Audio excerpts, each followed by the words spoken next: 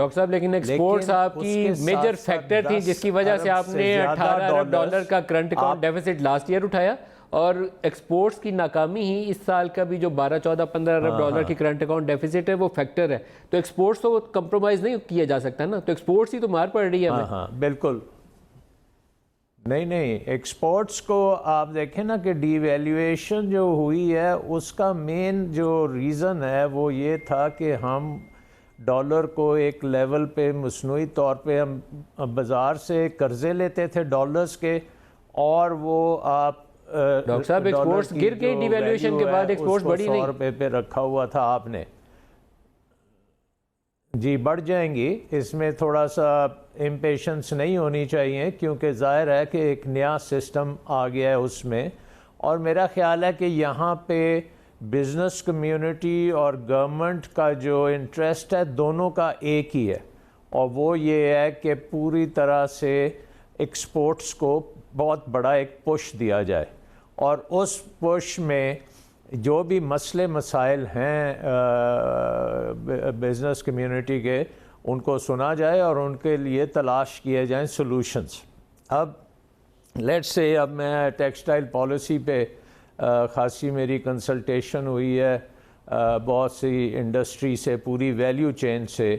ایک چیز تو بڑی کلیئر ہے کہ اس وقت ڈی ویلیویشن کی وجہ سے پاکستان کی لیبر دنیا کی سب سے سستی ترین لیبر بن چکی ہے. نمبر 2، جب سے چائنا اور یونائٹڈ اسٹیٹس کی ٹریڈ ایشوز چلنے شروع ہوئے ہیں، ہمارے جو ٹیکسٹائل بزنس ہے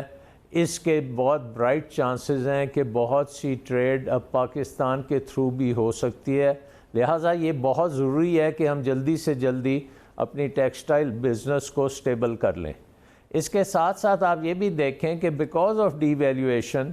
آپ کی امپورٹ سبسٹیٹیوشن جو ہے وہ بھی بڑی وائبل ہو چکی ہے. سو پرابلم کہاں ہے؟ پرابلم میرے خیال میں پرابلم ہے ایف بی آر میں، کیونکہ ایف بی آر ایک ادارہ ہے جس کی ایک بہت پرانی ہسٹری ہے، اور بزنس کمیونٹی کے ساتھ اس کا انٹریکشن جو ہے زیادہ تر وہ نیگیٹو کونوٹیشنز اس کی رہی ہیں، اس میں ایکسپلائٹیٹیو ٹینڈنسیز رہی ہیں، ڈسکریشنری پاورز بہت زیادہ رہی ہیں. نظام کو اتنا مشکل اور پیچیدہ بنا دیا گیا ہے اور کہ اب بزنس کمیونٹی کو اس کے اوپر وہ بھروسہ ہی نہیں ہے جو ہونا چاہیے.